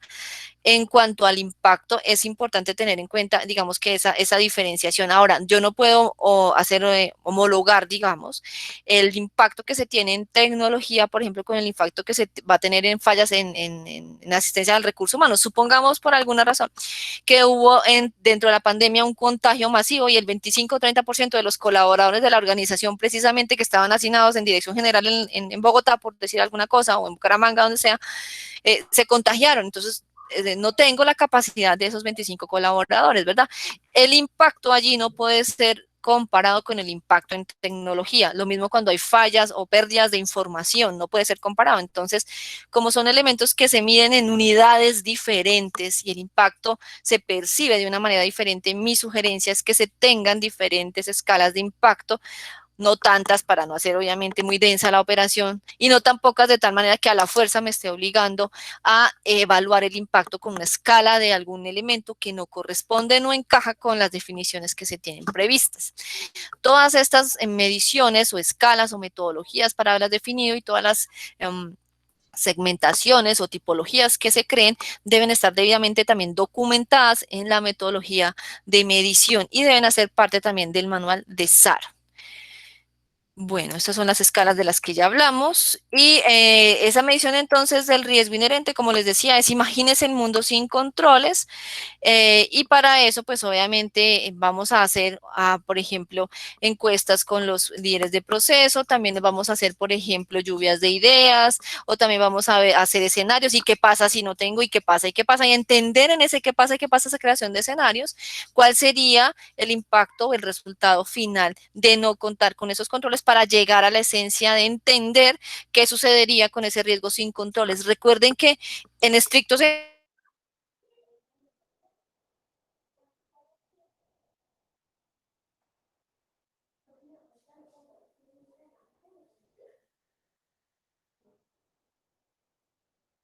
valoración de la calidad del control, que tiene Sandra, que ver con estos temas. ¿Sí? te quedaste pausada más o menos medio minuto. Ok. Entonces les decía que para medición del riesgo inherente, gracias, Fernanda. Les decía que para medición del riesgo inherente es muy importante entonces conocer y buscar metodologías que deben estar también documentadas en el manual de SARO, bajo las cuales podamos entender y cuantificar el impacto de no tener los controles, de qué pasaría si no tengo los controles. Entonces les decía que puede ser a través de lluvias de ideas, a través de sentadas en sesiones de trabajo con los líderes de manera conjunta o de manera individual a través de entrevistas, o sencillamente creando escenarios. ¿Y qué pasa si no tenemos tal control? ¿Y qué pasa si ese control no existe? Como cuando teníamos niños de 4 años, no sé si a ustedes les ha pasado, que a los niños se les da una respuesta y dice, ¿y por qué? ¿Y por qué? ¿Y por qué? Aquí sería, ¿y qué pasa? ¿Y qué pasa? ¿Y qué pasa? Hasta llegar a la esencia de la causa, ¿cierto? De ese riesgo y entender muy bien la situación en ausencia de ese control. Esto es muy útil, muy, muy útil. Todas estas metodologías, como les digo, deben quedar documentadas en el manual de riesgo operacional. En cuanto al control, la organización debe tomar medidas para controlar los riesgos inherentes a los que se ven expuestas, pues obviamente para disminuir ocurrencia e impacto. Debe como mínimo tener en cuenta establecer el riesgo residual actual, que lo entiendo conforme dice el proyecto de norma, de evaluar el riesgo luego de la implementación de los controles actuales, los que estén funcionando. Sin embargo, como les digo, una de mis recomendaciones es hacer que la superintendencia nos genere una precisión mayor respecto del riesgo residual actual y el riesgo residual, teniendo en cuenta que si yo soy juicioso o juiciosa en el área de riesgos, de hacer la identificación de los controles actuales que están operando, no de los documentados, no de los que están en proceso, y sobre eso creo mi matriz de riesgos, pues obviamente esos dos, el riesgo residual y el riesgo residual actual, serán iguales. También para la implementación de medidas de control, la administración de la continuidad de negocio y de la seguridad de información, eso es lo que tiene que ver con control. Bueno. En cuanto a el establecimiento de la definición del riesgo residual actual, entonces es identificación de los controles actuales que pueden mitigar el riesgo operacional, determinar de qué tipo de controles son, si son preventivos, detectivos. Me dice la norma que esto va a ser enfocado, digamos, a la probabilidad, y de protección o correctivos que van a ser enfocados a la mitigación del impacto, así como medir la efectividad, eficacia y eficiencia del control. Si ustedes observan, para medir efectividad y eficacia del control, necesariamente tengo que recurrir al líder de proceso. Nosotros en riesgos es imposible que conozcamos al detalle toda la organización, todos los procesos y toda la minucia que tiene cada una de las actividades que realiza cada uno para poder determinar efectivamente si un control en un puesto de trabajo, en un proceso, en un procedimiento es eficiente y eficaz o no lo es. Bueno. Una vez estimada esos riesgos, tenemos que determinar cuáles procesos son expuestos o requieren, digamos, que unos controles adicionales, ajuste a los existentes, o como nos pasa a veces, que efectivamente el que está definido y está automatizado, pues se ejecute. Es que falta prenderle un botón al INIS. Bueno, entonces vaya a ejecutar el botón al INIS para que genere el control. O es que depende de que el ser humano que esté sentado allá se acuerde de hacerlo o no se acuerde de hacerlo. Entonces ahí tenemos también aspectos de mejora. Automatice ese control, por ejemplo.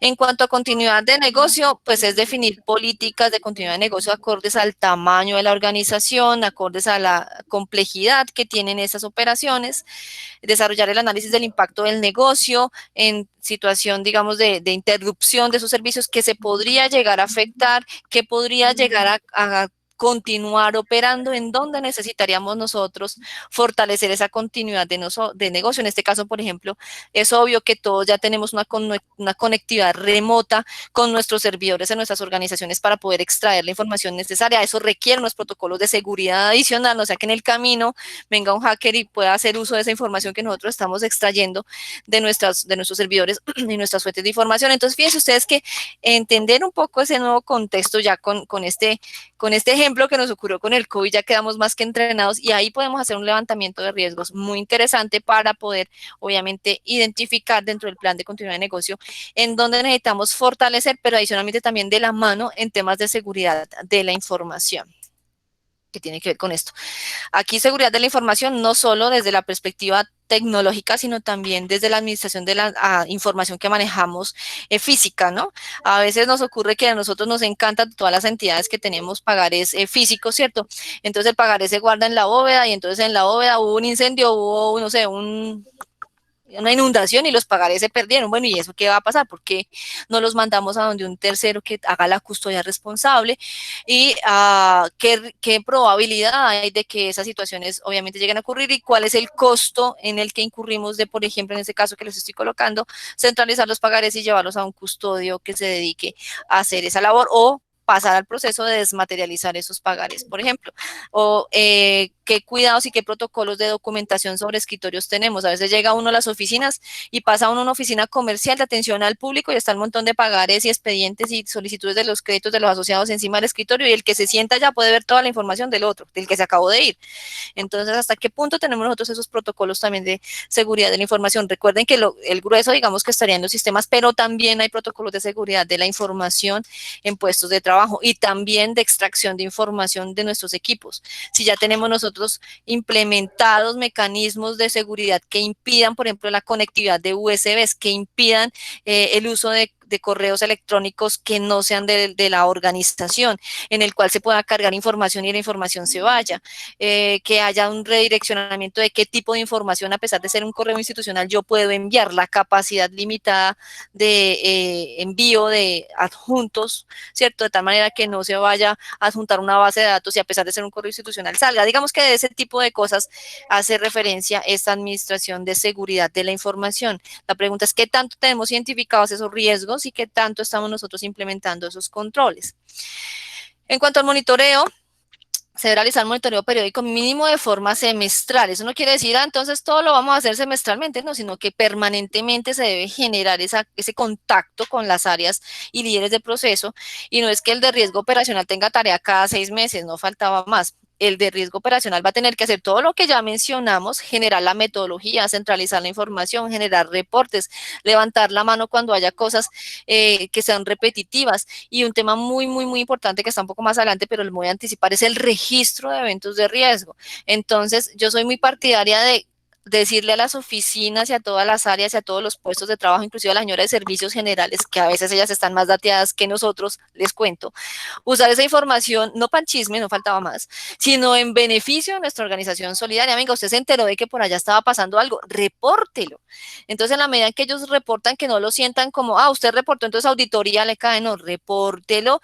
Hacemos un análisis como corresponden riesgos, miramos qué tan impactante, qué tan relevante es el reporte de eventos de riesgo que usted me está reportando, y siempre yo les digo en las capacitaciones a los colaboradores cuando estamos haciendo charlas de riesgo operacional, cuéntemelo a mí riesgos en su reporte de eventos de riesgos, que nosotros nos encargamos de trabajar conjuntamente para que eso que usted está reportando y que le está doliendo tenga un control y no le duela más, para que si usted le genera un reproceso, el hecho de que tiene que hacer una entrada al sistema, el sistema se está cayendo permanentemente y le toca registrar lo mismo 2 o 3 veces, levantamos la mano, hablamos con tecnología, hacemos un proyecto, si es necesario, si es muy grande, o implementamos una acción de mejora y hacemos un acuerdo con tecnología, le decimos, mire, por favor, necesito que usted le ponga un candadito aquí a esta situación para que en las oficinas no pase este reproceso. Y de esa manera nosotros ayudamos a solucionar. Pero ya, si usted conoce el riesgo, si usted conoce la situación y no lo reporta, ya no me reporte a mí. Usted se la va a tener que ver con quién, con auditoría. Y con auditoría, como les decía hace un momento, eso es a otro precio.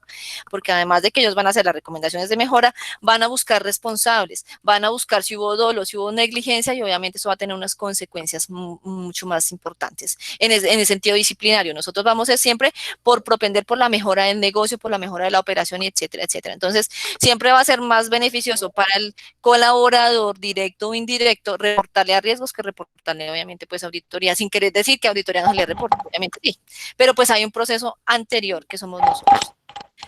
Bueno.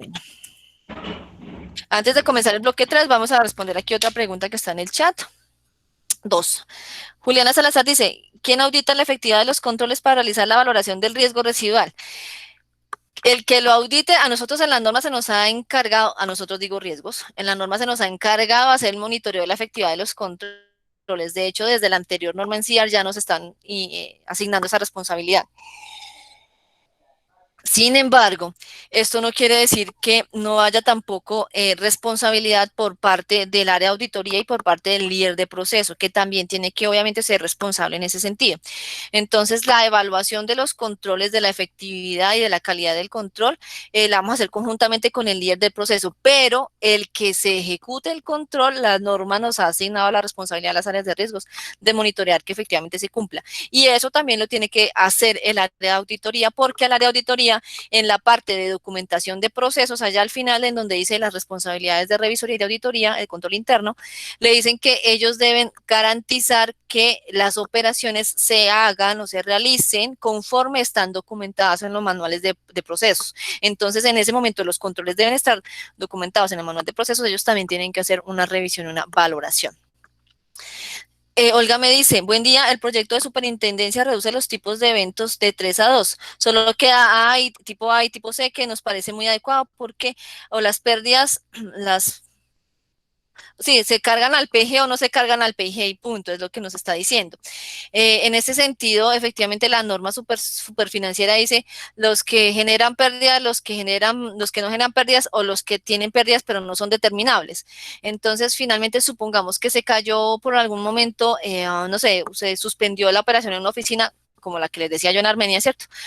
Por 3 días, tenemos que determinar, tendríamos para a la luz de la superintendencia financiera, tendríamos que determinar un mecanismo para poder hacer una estimación de lo que dejó de percibirse en la oficina, teniendo en cuenta que yo no sé en esos 3 días cuántos venían a retirar, cuántos venían a consignar, cuántos venían por un crédito, no sabemos, pero podemos hacer una estimación de acuerdo al comportamiento típico de esa oficina. Ya en este caso, lo que nos están diciendo es, dígame lo que genera pérdidas y dígame lo que no generó pérdidas cuantificables, ¿no? Entonces, en ese orden de ideas, ya digamos que la asignación se hace mucho más fácil, pero para mi gusto sí queda ese tercer elemento por fuera, en donde podríamos tener un valor agregado respecto de eso se llama lucro cesante, ¿no? Que podríamos llegar a tener. Entonces, me parece que por ahora podemos implementarlo así, pero hacia futuro sí puede ser importante tener ese elemento.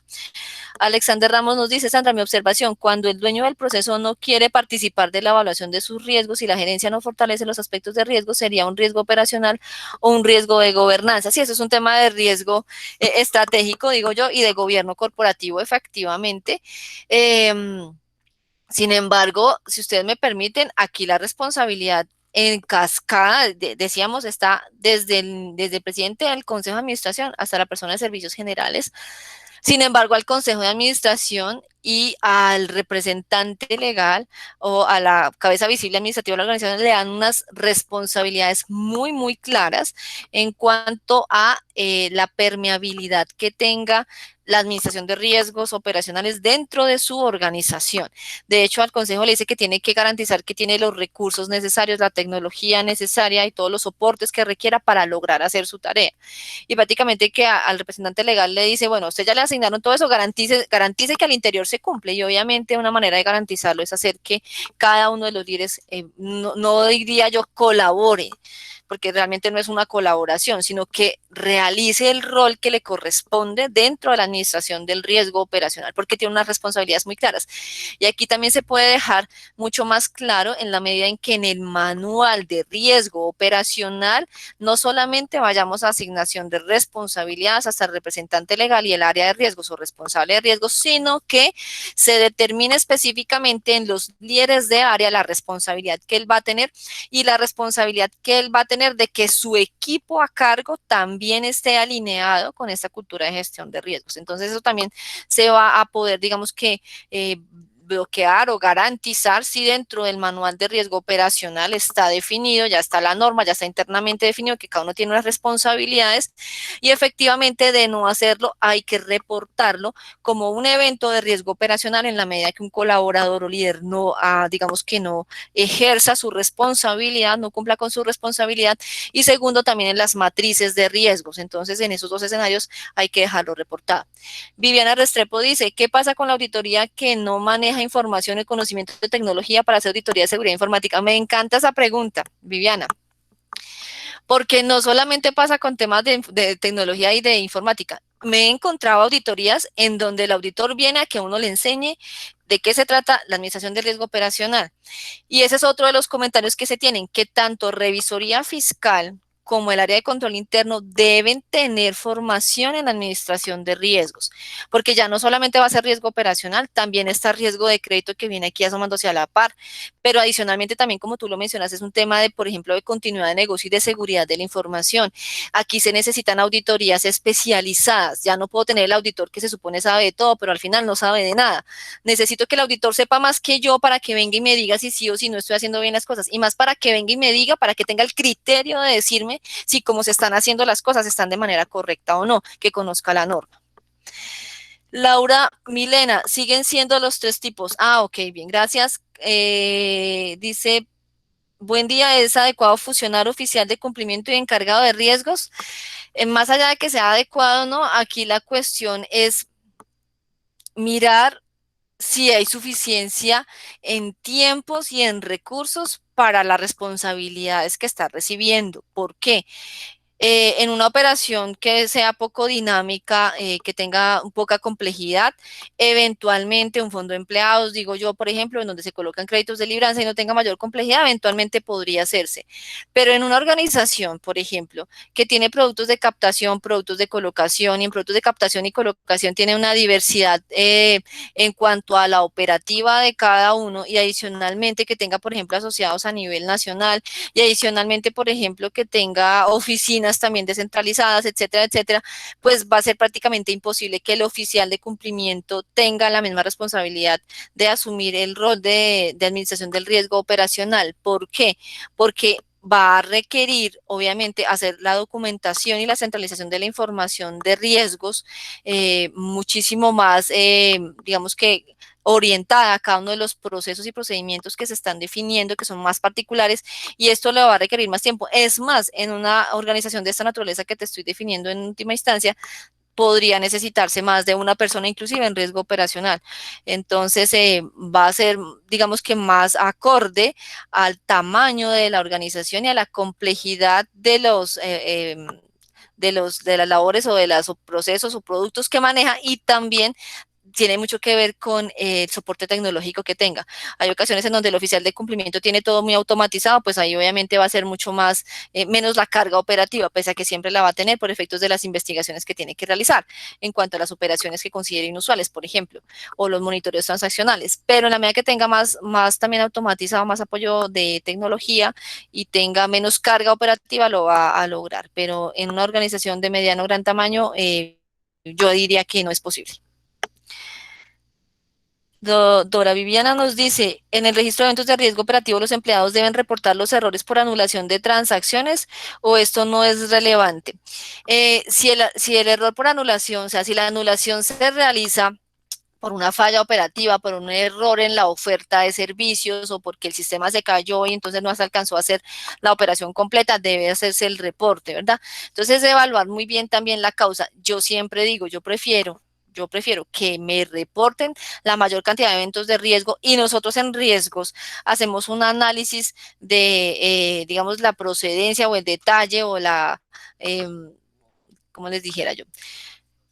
El origen de ese riesgo para visualizar y determinar si efectivamente se trata de un riesgo operacional o no, a que las áreas no me reporten. Entonces, cuando una organización tiene la cultura de hacer el reporte, ya digamos que se va afianzando el criterio bajo el cual se debe o no se debe reportar, y eso es un tema de cultura. Pero para crear cultura, al momento de entrar con este esquema de reporte de eventos de riesgo, yo prefiero que me reporten todo. Y luego, dependiendo de lo que estén reportando, vamos retroalimentando a las áreas para que nos reporten aquellas cosas que definitivamente no son riesgo operacional y ya nosotros las hemos evidenciado. Pero mientras logramos hacer que reporten, yo no recomendaría decir a una área, repórteme, y luego cuestionarla porque me está reportando mucho, porque vamos a cohibir esa iniciativa, sobre todo al momento de romper el esquema y lograr que generen la confianza y la cultura del reporte.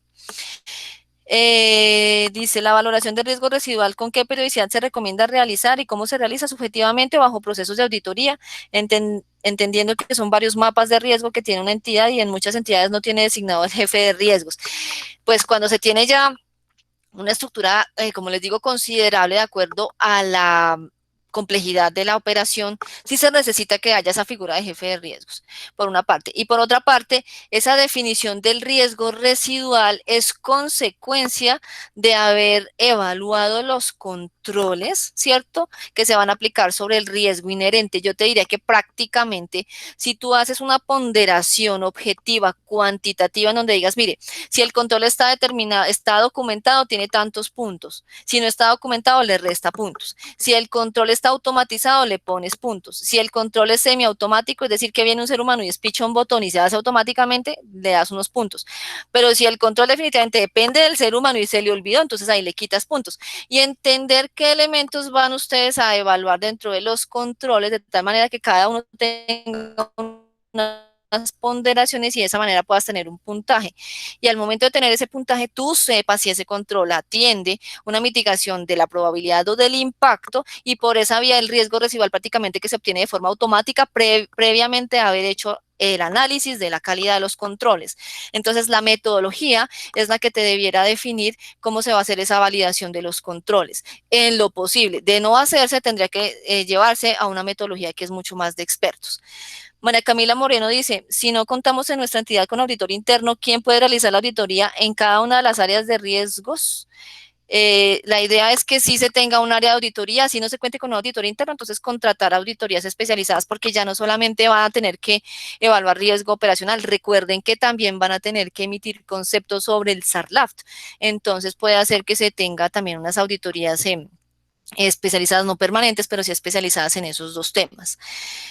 Buenos días, ¿con qué frecuencia recomienda realizar el ciclo de actualización de las matrices de riesgos? En la norma nos está diciendo que se debe hacer semestralmente y se debe hacer semestralmente, pero también en el momento en que se genere un impacto en el negocio. Puede ser que a los 2 meses de haber hecho una revisión de matrices de riesgo hubo algún elemento que cambió la situación de la operación. Por ejemplo, una entrada de un core de negocio amerita que completamente se haga una redefinición de esas matrices de riesgo, o un cambio en los procesos, o que hubo una cesión, fusión de la operación, se fusionaron dos entidades, por ejemplo. Esto hace que cambie la operación del negocio, entonces se podría hacer en esos casos con una periodicidad menor. O, por ejemplo, en la entrada del COVID, nosotros tuvimos que haber hecho matrices de riesgos hace, no sé, 3, 4, 5 meses. A la entrada del COVID en marzo, digamos que en diciembre tuvimos que haberlas hecho por tarde, en algún momento del semestre entre junio y diciembre, ¿verdad? Pero entró el COVID, ¿qué pasa? Esto nos deja en una incertidumbre total, tenemos que entrar a levantar nuevas matrices porque la forma de operar cambia, entonces es un cambio sustancial que hace que debiera hacerse con una periodicidad menor. En condiciones normales, por lo menos sí debe hacerse cada 6 meses. Y para la otra pregunta que me hacían en cuanto a cómo se hace para consolidar ese perfil de riesgo, teniendo varias matrices, hay que definir esa metodología, ¿de acuerdo? Hay que establecer entonces, en la medida que tengo procesos que son misionales y procesos que son de apoyo, qué ponderación le voy a dar a los procesos misionales para que al momento de juntarlos no me quede equiparado un riesgo en un proceso misional que un riesgo en un proceso, no sé, de no sé, de compra de detalles de Navidad, por ejemplo, para decir alguna cosa extrema, compra de detalles de Navidad, por ejemplo, para los miembros de la Junta o del Consejo. Entonces, eso no es comparable por ninguna parte. Entonces, tengo que entrar a ponderar dentro de mi mapa de procesos cuáles son los procesos más críticos y qué ponderación le voy a dar a la evidencia de esos riesgos dentro de su nivel de criticidad y de impacto de mi objeto social, que obviamente van a estar primero los estratégicos y los misionales. Otra pregunta, esa sería la última. Desde el ente vigilante superfinanciera se está empezando a cargar normativamente los 5 riesgos que afectan el sector solidario, SARO, SARLAP, SARL, SAREM, SAR. ¿Qué recomendaciones nos puedes dar para poder trabajar de manera integral todos estos temas? Es cierto que en este momento estamos en una coyuntura en donde la Superintendencia de la Economía Solidaria ha venido, digamos que generando varios proyectos de normas de forma muy recurrente, muy casi que simultánea, ¿verdad? Y la recomendación, primero, como lo decía el doctor Valderrama, es que nosotros estamos pidiendo que nos den tiempo para hacer esta implementación. Ese es otro de los comentarios que tenemos nosotros dentro de los comentarios que vamos a hacerle al regulador de este proyecto, teniendo en cuenta primero la situación, segundo que tenemos la voluntad y tercero, sobre todo me parece muy importante reconocer que en entidades vigiladas superfinancieras se dio un tiempo de maduración suficiente, tanto para SAR que fueron como 5 años como para SARO que fueron como 2 años. Entonces nosotros estamos pidiendo que vayamos involucrándonos en esa dinámica de una forma gradual, que pongan, digamos, determinados hitos que vamos a ir cumpliendo nosotros como entidades hasta que logremos implementar todos los elementos que deben tenerse contemplados en la norma con un periodo de tiempo suficiente para madurarlos al interior de la organización. Y obviamente esto, como les digo, requiere necesariamente la participación de toda la organización, requiere una conciencia desde el Consejo de Administración y las directivas de la organización y sobre todo pues también va a requerir, dependiendo de la complejidad de negocio, va a requerir manos, es decir, va a requerir capital humano. No, digamos que muchas organizaciones que yo conozco que tienen una sola persona en riesgos y la operación es diversa, con todo este montón de cosas, va a ser muy complicado que siquiera logren el cumplimiento normativo, menos lograr el objetivo realmente que es ser mucho más eficiente y utilizar todos estos sistemas de administración de riesgos para una toma de decisiones que nos haga más competitivos y más fuertes en el mercado. Bueno, vamos a seguir con nuestro bloque 3, elementos que componen el SARO. Políticas, aquí voy a hacerlo de forma muy general porque ya creo que hemos adentrado bastante en las preguntas. Permítanme un segundito, por favor.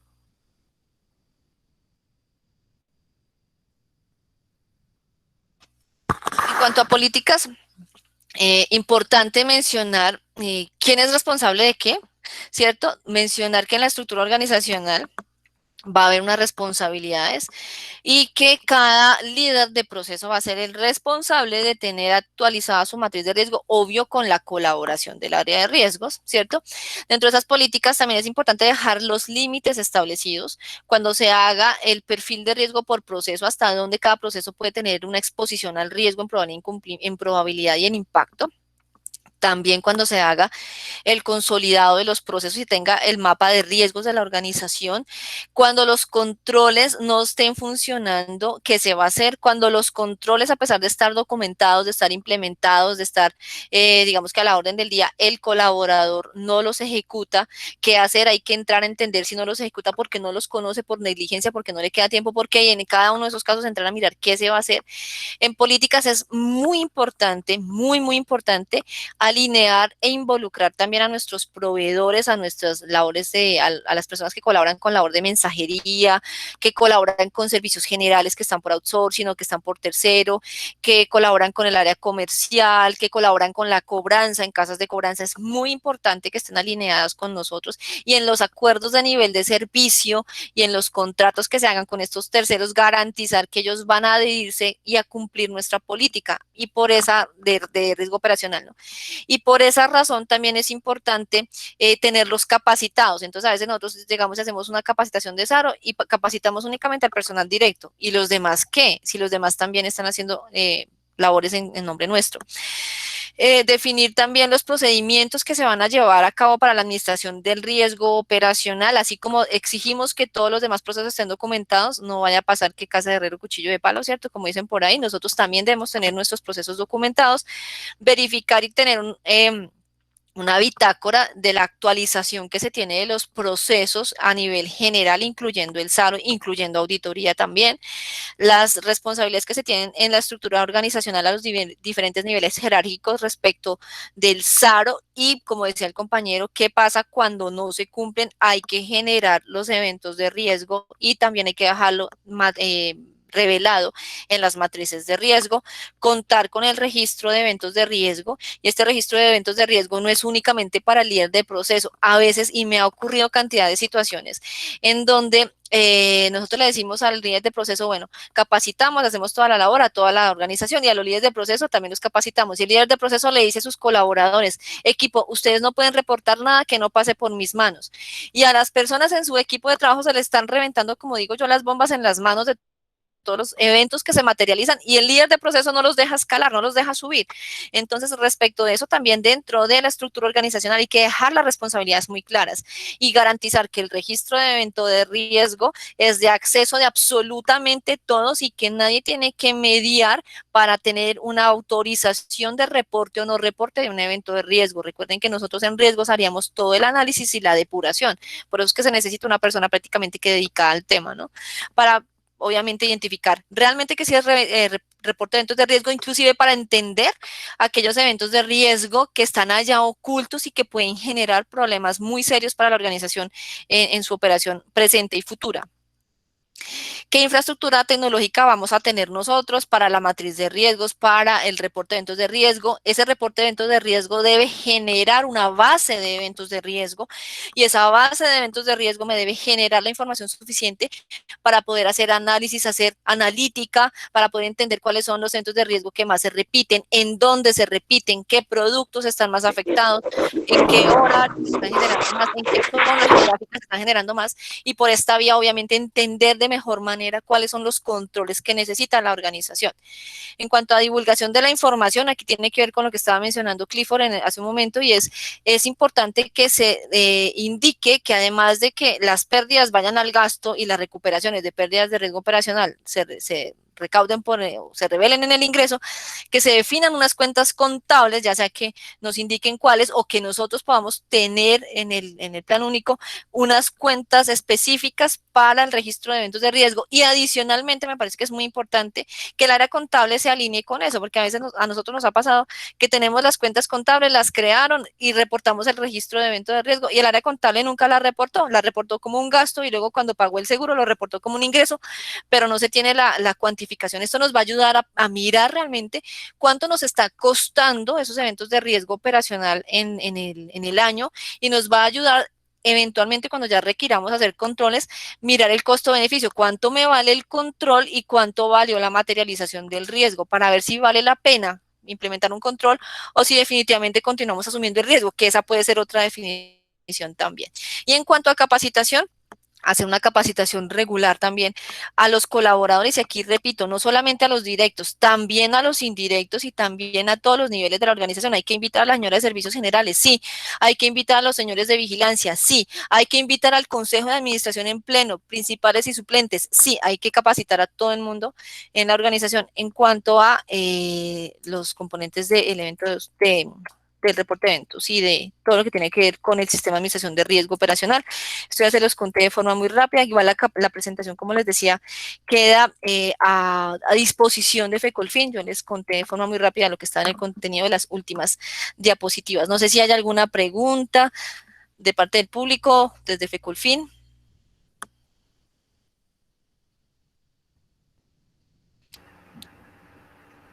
Yo tengo una. Sí, buenos días, dime. Buenos días, ¿cómo estás? Es que ¿Tu nombre es? ¿De qué entidad? Edilberto Forero de Credico. Sí, gracias. Edilberto, dime. Ven, es que en el proyecto habla del tema y como estás hablando, y están hablando todos de la contabilización, de la forma del procedimiento, cómo se contabiliza. Y pues dice, el encargado prácticamente es el que define si se va al gasto o no. Yo no sé si esté bien llevarlo a una sola persona o hacerlo también como en una escala, porque digamos que este evento es bastante delicado, ¿no? O sea, tú Sí. puedes determinar pegarle al gasto 50 millones porque sí, sin tener un debido proceso, llevarlo a un comité o inclusive llevarlo a un consejo de administración para poder afectar los estados financieros. Es esa mi pregunta. Claro que sí, gracias, Alberto. Aquí lo importante es reconocer que cuando estamos hablando de un gasto, el gasto cuando ya se reconoce es porque efectivamente se visualizó y se materializó, ¿me explico? Entonces, más allá de, digamos, de pegarle o no al PIG, se trata de la reclasificación de en dónde lo vayas a revelar, es como yo lo veo. Entonces, el gasto ya se dio. Entonces, es primero evaluar, pues, si fue ocasionado, sí o no, por un evento de riesgo operacional. Y en caso de que sí haya sido por un evento de riesgo operacional, es sacarlo de la bolsita grande de gastos, ¿cierto? Y llevarlo a una cuenta especial. Para mi gusto será una reclasificación de cuentas, pero digamos que coincido contigo, esto debiera ser expuesto, por ejemplo, y de hecho debiera ser así, en el comité de riesgos. Y en el comité de riesgos se debiera llevar periódicamente cuánto se ha materializado también de gastos y cuánto se ha logrado recuperar de gastos, perdóname, de eventos relacionados con riesgo operacional. Aquí tenemos otra pregunta, dice Abraham. Dice, buenos días, ¿cuál es la recomendación a nivel de cultura para que los empleados reporten sin cohibir esa actividad? Es un poquito lo que yo les venía diciendo hace un momento. Y es, si nos cuenta a nosotros, ahí sí como, va a ser muy coloquial como siempre, si nos cuenta a nosotros, chévere, entonces aquí le ayudamos a que la cosa sea mucho más llevadera, que usted no tenga ningún problema, ayudamos a solucionarlo porque usted es consciente que tiene un problema, solucionémoslo, ¿verdad? Siempre que no tenga temas disciplinarios detrás, obviamente, siempre que no haya, digamos que participado en una conducta indebida de fraude, por ejemplo, alguna cosa de esas. Entonces, igual, si usted ve que él tiene algún tema de una debilidad, repórtela y nosotros miramos cómo le ayudamos a solucionarla. Si usted no la reporta, ya se las tiene que entender directamente con el área de auditoría y eso va a tener ya una connotación disciplinaria. Entonces, digamos que nosotros lo hemos manejado de esa manera en las organizaciones donde hemos estado en los riesgos y creo que ha funcionado en la creación de cultura, pero además de que reporte, es que le demos la solución, porque también pasa mucho que el colaborador en oficina o en otras, digamos que dependencias, reporta y reporta y reporta lo mismo 1 año, 2 años y no pasa nada. Entonces el asunto es que reporte y realmente él evidencie que se le dio proceso a su reporte dentro de riesgo y que se le dio solución a aquello que le estaba generando, digamos que esa situación de reproceso lo que correspondiera. Dice, es decir, que tengan de hacerlo para evitar un llamado de atención. Ah, bueno, en eso tiene que ver lo mismo que ya contestamos. Ángela Ginet dice, si genera una escala de valoración diferente por factores de riesgo para la calificación del impacto y la probabilidad del perfil de riesgo, ya no sería un promedio simple, sino un promedio ponderado. Aquí es muy importante lo que tú me estás diciendo, y es que la metodología, como dice el comercial, la meta la pones tú, la metodología la pones tú. Yo recomiendo no utilizar promedios, porque los promedios pueden equiparar en alguna situación, por ejemplo, un nivel de probabilidad 2 con impacto 3 y un nivel de impacto 3 con probabilidad 2 no es lo mismo, ¿cierto? Hay que mirar exactamente el contenido de lo que estamos visualizando como probabilidad nivel 2, impacto nivel 3 y así sucesivamente. Cuando hacemos promedio, corremos el riesgo de equiparar esas situaciones. Mi sugerencia es que de los niveles de riesgo, usted mapee, va a tener 25 posiciones y dentro de las 25 posiciones usted le coloque niveles de riesgo diferenciados que no necesariamente sean simétricos. Puede que sí, pero eso depende de la definición que usted haya hecho de las escalas. Entonces, mi recomendación es darle una posición, una jerarquización a las 25 posiciones que usted va a tener en su mapa de riesgos y dependiendo de esas 25 posiciones, usted debe definir en cada una qué nivel de riesgo le va a asociar. Hay unas metodologías estadísticas a partir de simulación de Monte Carlo también que le van a poder ayudar a definir esa ¿cómo se llama? Esa frontera o ese límite que va a definir hasta dónde tolera usted el riesgo operacional y que va a ir asociado a un análisis financiero de la capacidad que tiene la organización para absorber pérdidas. Entonces también ya cuando se entre en este nivel de detalle, el tema de administración de riesgos conforme el norte que le está el regulador, también va a tener un componente estadístico, a requerir un componente estadístico bastante fuerte y en este caso, por ejemplo, a partir de evaluación de simulación de Monte Carlo de cada una de las casillas, de las combinaciones de probabilidad de impacto que se tengan, haciendo una cuantificación, una estimación de la cuantificación económica y comparando eso con los estados financieros y la capacidad de absorber pérdidas, usted puede definir de forma mucho más objetiva la tolerancia y el nivel y la ruta por donde en el mapa de riesgos va usted a definir qué es tolerable para su organización o no, ¿de acuerdo? No sé si hay alguna otra pregunta por aquí de pronto. Sandra, buenas tardes con Angie Forero de Copy y Drogas, ¿cómo estás? ¿No? ¿Sí? Dime. Bien, Sandra, muchas gracias. Sandra, tengo una pregunta. Lo que pasa es que nosotros estamos adelantando la etapa de monitoreo, pues aquí en la cooperativa. Y tenemos, pues digamos que actualmente por todo el tema de la contingencia con el COVID y todo eso, pues muchas de las personas actualmente están trabajando desde sus casas y los procesos se han digitalizado un poco, pero pues en su mayoría los líderes de riesgo que tenemos designados nos dicen como que pues esto lo estamos haciendo como contingencia, o sea, es nuestro plan B, pero al momento Sí, de que retomemos normal a la cooperativa, vamos a seguirlo haciendo de la misma manera. Entonces, digamos, en ese orden de sí. ideas, ¿tendríamos que actualizar la matriz de riesgos o no sería necesario?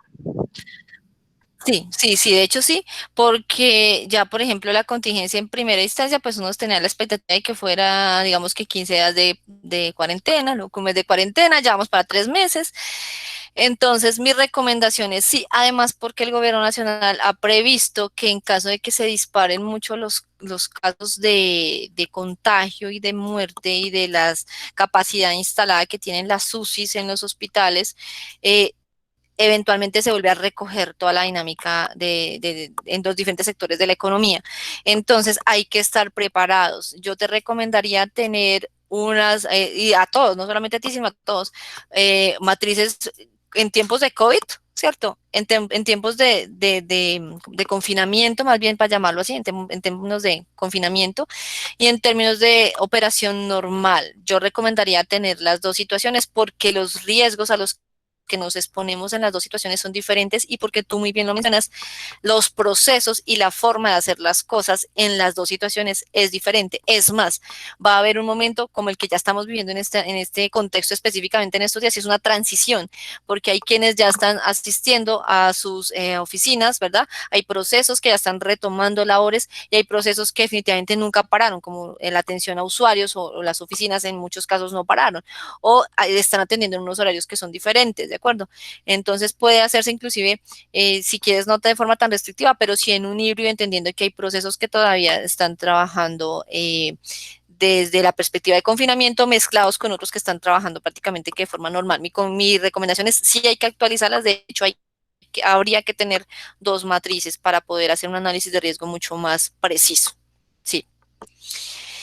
Bueno, muchísimas gracias. No sé si el doctor Valderrama o el doctor Esteves estén por aquí. Sí, Nosotros aquí vamos estamos. muchísimas Aquí estamos. gracias. Bueno, Doctor no, Valderrama, muchísimas sí, gracias. sí, siga.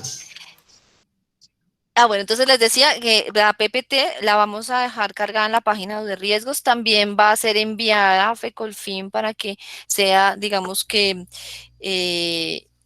ya está cargada. Me están confirmando que no la vamos a cargar. Del SARC, sí, del SARC ya está cargada y la presentación del SARO ya va a ser cargada entonces en nuestra página de riesgos, y esta presentación también va a ser compartida con FECOLFIN para que ustedes puedan disponer de este material, y por favor no olviden hacer sus comentarios antes del 15. Recuerden que el lunes es feriado, entonces mi recomendación es hacerlo a más tardar el viernes para que oportunamente lleguen sus observaciones al ente regulador. Les agradecemos mucho la participación activa que tuvieron en este escenario. A FECOLFIN, muchísimas gracias también por la convocatoria, por acompañarnos en este evento. Al equipo de riesgos también muchas gracias. Al equipo de FECOLFIN, muchas gracias.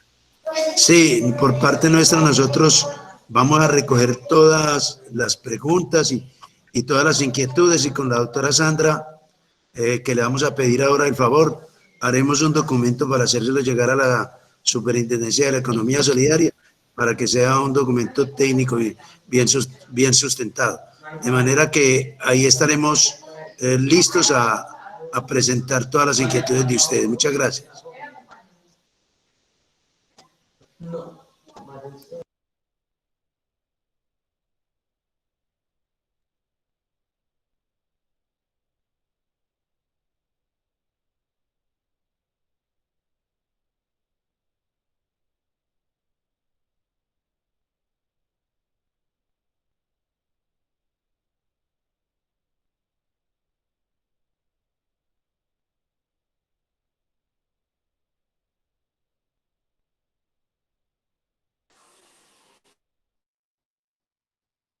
Aló. Se me perdió el audio por un momento. Geraldine, ¿estás por ahí? ¿Aló? Señora, Ah, ya. Muchísimas gracias a todos los participantes que perdí el audio por un momento. Muchísimas gracias. Hasta luego. A ti, Sandra, y a Fecolfin. Un abrazo a todos. Muchas Gracias. gracias, Sandra. Excelente exposición. Gracias.